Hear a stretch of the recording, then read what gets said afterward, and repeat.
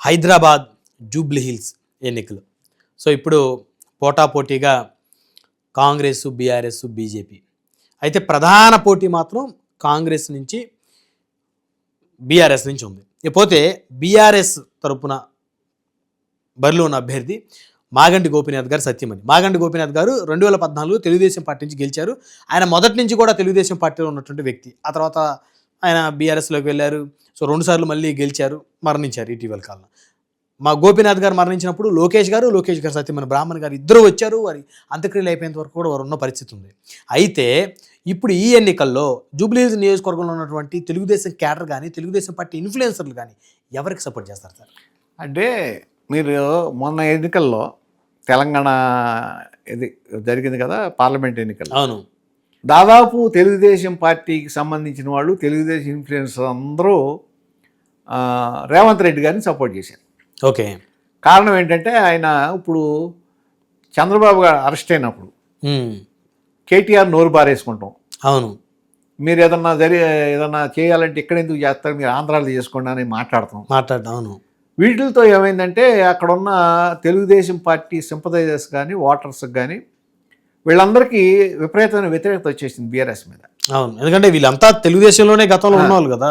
ఆ మాట మాట్లాడతాం. తర్వాత ఏంటంటే రేవంత్ రెడ్డి గారు వచ్చేటప్పటికి చంద్రబాబు నాయుడు గారికి శిష్యర్కం, ఆయనతో పాటు ఉండటం, తర్వాత ఏ విధమైన వ్యతిరేకత లేకుండా చూసుకుంటాం. అక్కడ వచ్చేటప్పటికి ఏంటంటే ఎప్పుడైతే కేటీఆర్ మాట్లాడాడో శత్రువుకి శత్రువు మిత్రు అన్నట్టు, అంతేగా మీకు కేసీఆర్కి వ్యతిరేకంగా ఇతను పైకి వచ్చాడు కాబట్టి, అంటే బీజేపీ అప్పుడు అంత స్ట్రాంగ్గా ఉన్నట్టు కనపడలా. అవును, ఆటోమేటిక్గా వాళ్ళందరూ కాంగ్రెస్ సపోర్ట్ చేశారు. అనేక జిల్లాల్లో కూడా ఈ కాంబినేషన్లో సీట్లు వచ్చినాయి. ఇప్పుడు మాగంటి గోపీనాథ్ గారు సీట్ అంటున్నారు కదా మీరు, బై ఎలక్షన్. యాక్చువల్గా ఈ బై ఎలక్షన్ ఎవరికి ముఖ్యం అంటే రేవంత్ రెడ్డికి ముఖ్యం. ఓకే. ముఖ్యమంత్రిగా సీటు గెలిపించుకుంటే ఆయన పదవి స్ట్రాంగ్ అవుతుంది, ఆ పార్టీ స్ట్రాంగ్ అవుతుంది. బీఆర్ఎస్కి ఆ సీట్ వస్తే మేము ఓడిపోలేదు, మేము నిలబడ్డాం, నెక్స్ట్ మాదే అనే అవకాశం వస్తుంది బీఆర్ఎస్కి. కాకపోతే ఇక్కడేంటి, బీఆర్ఎస్ని బలపరచాలని టీడీపీకి సంబంధించిన సింపథైజర్స్ అనుకోరు. అవును, ఒకవేళ అంటే బీజేపీకి సపోర్ట్ చేయొచ్చు, కానీ బీజేపీ గెలిచే స్థాయిలో ఉందని నేను అనుకుంటున్నా ఈ ప్రస్తుతం. కాబట్టి ఈ కాంబినేషన్స్ అన్నీ చూడటం ఒకటి. రెండోది ఏంటంటే నార్మల్గా ఇక్కడున్న హైదరాబాద్లో ఉన్న కొంతమంది ఈ వ్యాపారవేత్తలు కానీ, ఆంధ్రా నుంచి వచ్చిన వాళ్ళు కానీ, వీళ్ళు ఏంటంటే వాళ్ళ నార్మల్ టెండెన్సీ ఎట్లుంటుందంటే అధికారంలో ఉన్న వాళ్ళకు ఓటేస్తారు. ఎవరు అధికారంలో ఉంటే అక్కడ ఈ హైదరాబాద్కి సంబంధించి, రూరల్ కాదు హైదరాబాద్ సిటీకి సంబంధించి అధికారంలో ఉన్న పార్టీకి ఓటేయటం అనేది ఒక మనకి ఇబ్బంది లేకుండా, అంటే ఒక సెక్షన్. ఇప్పుడు ఆ విధంగా చూసుకుంటే కాంగ్రెస్ ఓటేయాలి. కాబట్టి ఇప్పుడు ఈ దీంట్లో ఏంటంటే కేసీఆర్ కూడా యాక్టివ్గా పాల్గొనేటట్టు కనపడతలా. అవును, ఎన్నికల్లో నామకే వాస్తులాగా నడుస్తుంది. కేటీఆర్ గారికి ఇంకా అంత గ్లామర్ రాలా. ఒకవేళ కేటీఆర్ తిరిగితే టీడీపీ సింపథైజర్స్ ఇంకా వ్యతిరేకంగా ఉంటారు. మొన్న చంద్రబాబు ఎపిసోడ్ అది గుర్తు వస్తుంది కదా, ఆ ఎపిసోడ్ గుర్తు వస్తుంది కాబట్టి వ్యతిరేకంగా ఉంటారు. కాబట్టి నేను అనుకుంటాం ఏంటంటే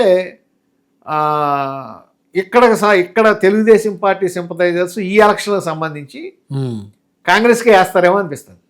అవునా కాదు సార్, ఇప్పుడు కేసీఆర్ గారే బయటకు వచ్చి ఒక 2-3 సభలు జూబ్లీహిల్స్ నియోజకవర్గంలో పెడితే పరిస్థితులు ఏమైనా మారుతాయి అంటారా? అంటే ఒకటి కదా, అసలు ఆయన ఏం బయటికి రావట్లా.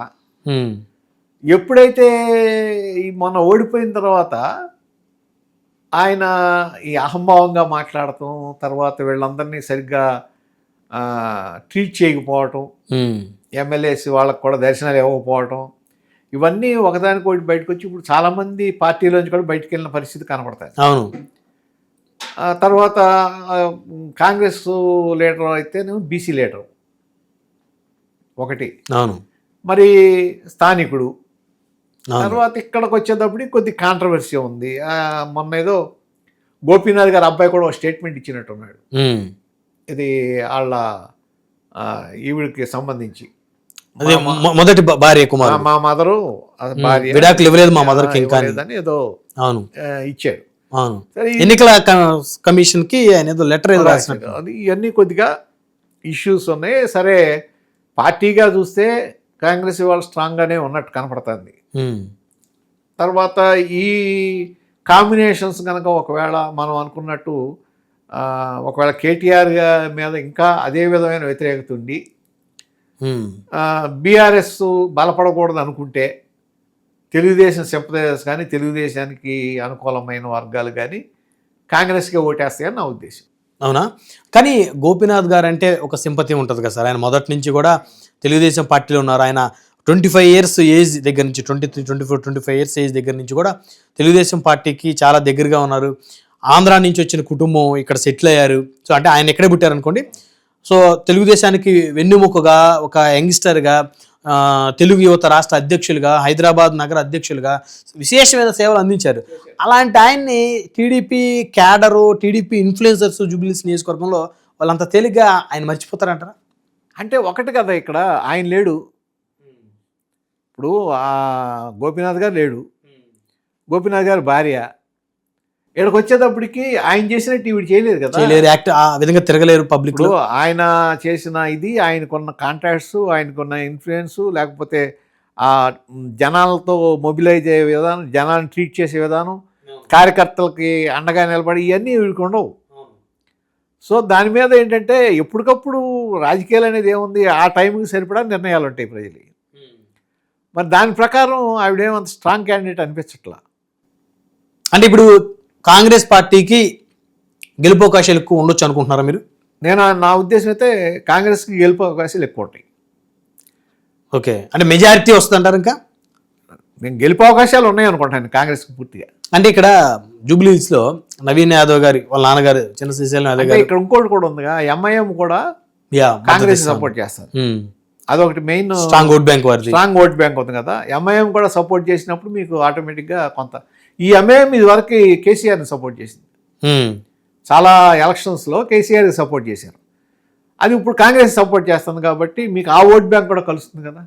సో కాబట్టి కాంగ్రెస్ అభ్యర్థి జూబ్లీహిల్స్ నియోజకవర్గం కాంగ్రెస్ అభ్యర్థి నవీన్ యాదవ్ గెలుపు దాదాపుగా ఖరారైంది అని అనుకోవచ్చు అంటారు. గెలిచే అవకాశాలు చాలా ఎక్కువ ఉన్నాయి. సో టీడీపీ సానుభూతి పరులు ఇన్ఫ్లుయెన్సర్లు కూడా చంద్రబాబు గారి కోసం, రేవంత్ రెడ్డి గారి కోసం, కొంతమంది టీడీపీకి సంబంధించి పాత నాయకులు వాళ్ళు హైదరాబాద్లో కలిసినప్పుడు మాట్లాడితే కాంగ్రెస్ అనుకూలంగానే మాట్లాడుతున్నారు వాళ్ళు. ఓకే, మామూలు ప్రైవేట్ టాక్స్లో కూడా కాంగ్రెస్కి అనుకూలంగానే మాట్లాడుతున్నారు. టీఆర్ఎస్కి అనుకూలంగా మాట్లాడతలా, బీఆర్ఎస్కి అనుకూలంగా మాట్లాడతలా. సో గోపీనాథ్ గారు ఉంటే పరిస్థితి వేరు, ఆయన లేరు కాబట్టి సో ఆ క్యాడర్ చాలా చెదురైపోయింది, అయిపోతుంది డెఫినెట్గా.